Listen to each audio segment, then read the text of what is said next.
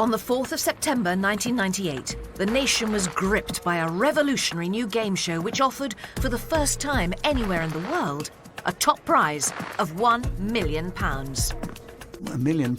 Oh. ITV were taking a huge gamble, not only on the prize, but also on the scheduling. This had to work. To put that in at the middle of the prime time schedule at 9 o'clock every night, to clear the schedule like that was, I mean, it just never been done before. So that was very exciting. It was quite nerve-wracking, actually. But the gamble paid off. Who Wants to Be a Millionaire became a ratings hit across the globe and arguably the biggest game show of all time. It even inspired an Oscar-winning movie. So, with the viewers locked in, there was one question we all wanted answering. Who was going to be a millionaire? Let's be honest, top prizes in game shows are there not to be won. Come and have a look at what you would have won. Come on, never mind that now. Come and have a look. So, when you look at something like Millionaire, people eventually form the opinion, yeah, I've watched this now a few times, there's no way you can actually get to £1 million. Yeah, the millions kind of just beyond people's wildest dreams, and it was the other levels that were so dramatic, because actually you can't really afford to take risks if you're at 16 and you want to get to the next level. It is unbelievably nerve-wracking to sit in the Who Wants to Be a Millionaire chair. Who Wants to Be a Millionaire, I think, is the game show of game shows, isn't it?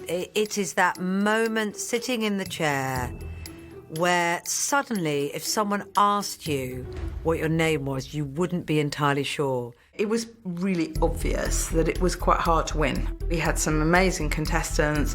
They were great television. They went away with life-changing amounts of money. But that £1 million was just so elusive.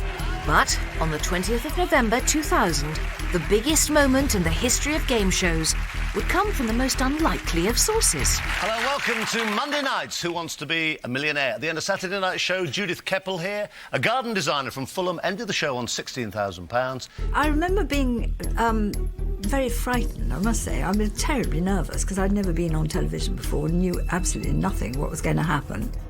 But you wouldn't know it. Judith had calmly worked her way up the money ladder using 2 of her 3 lifelines wisely. But at 125,000, things began to get tense. I'm afraid I don't know. I would like to phone a friend now. I think the lifelines were probably one of the best mechanics we've seen in a game show in a long time. Because imagine you phone a family friend and they get it wrong. But imagine if they get it right. Right, I know this one. I'm 100% sure it's a bear. Oh, bless you! But with the lifelines used up, Judith was now on her own. You just won £250,000. He was such an unexpected game show contestant. You know, it proved the point that the most unlikely people were ringing in from absolutely every walk of life. Judith was on a roll. Was there anything she didn't know? I didn't know the patron saint of Spain. Who is the patron saint of Spain? St. James, St. John, St. Benedict, St. Peter. The awful thing was that the nearer I got to the million, the more risks I took. I could feel myself behaving like a lunatic. I think it's St. James. And Spain is called Santiago. But that lunacy paid off. Good or bad? You've just won £500. As she became the 3rd person in 2 years to face the final question. 14 million of us were glued to our screens. Would she follow her predecessors who took their 500 grand and ran? Of course not. But of course, if you lose, you get this wrong, you go all the way back to 32,000. If you give me a wrong answer, you still get 32,000. You lose £468,000. By the time you get up to 500,000, something like that, 32,000 is nothing. Which king was married to Eleanor of Aquitaine? Henry I, Henry II, Richard I, Henry V.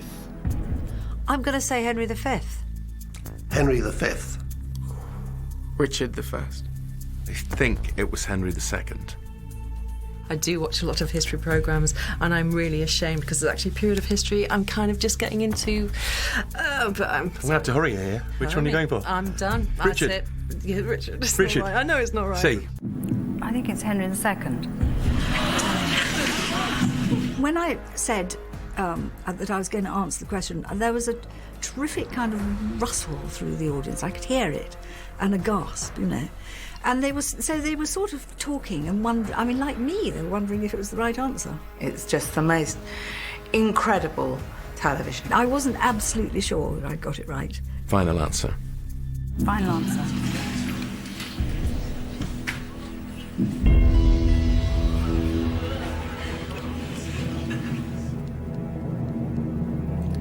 You've just won £1 million!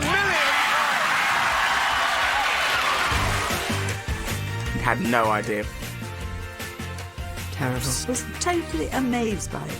And when I think about it, I still am astonished by it. She was a great player, wasn't she?